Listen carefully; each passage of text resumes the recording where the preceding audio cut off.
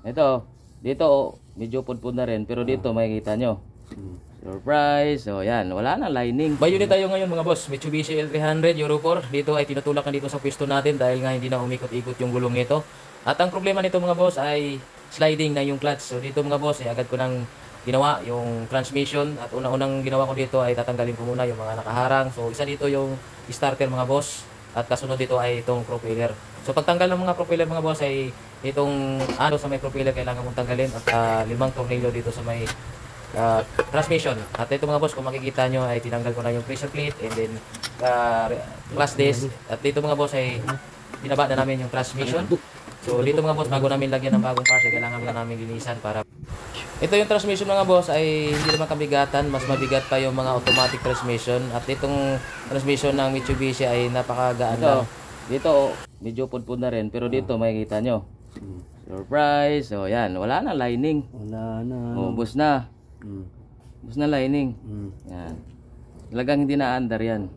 So yan. Oo. Yan, palitan. Seat yan. Bili ako set. Seat. Dito mga boss, pag nagpalit tayo ng pressure plate at clutch disc, kailangan din po magpalit tayo ng release bearing.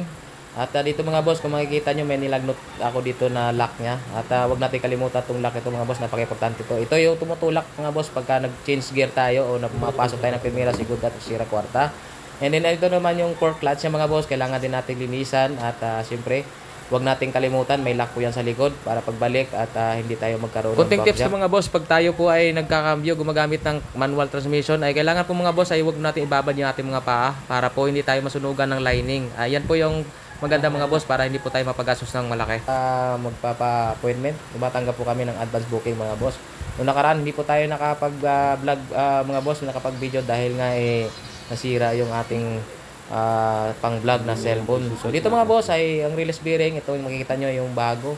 Sinusukat ko yan mga boss gamit yung caliper para po ay iwas sa problema pag naisalpak na. So ito mga boss, procedure ko talaga, sinisigurado ko na maayos yung ating mga parts na pinapalit na talagang ukma doon sa mga bagong part. Ang pinalit pala namin dito mga boss na parts ay made in Japan. So hindi naman siya kamahalan, saktuhan lang. Unlike sa mga original talaga sa kasa napakamahal. So ito ay low budget lang pero matibay. So dito mga boss ay medyo inabutan nga kami ng gabi at kailangan namin tapusin itong ginagawa namin dahil nga asap to mga boss, kailangan matapos na kasi gagamitin na dito ng may-ari. So ito mga boss, road test na kami.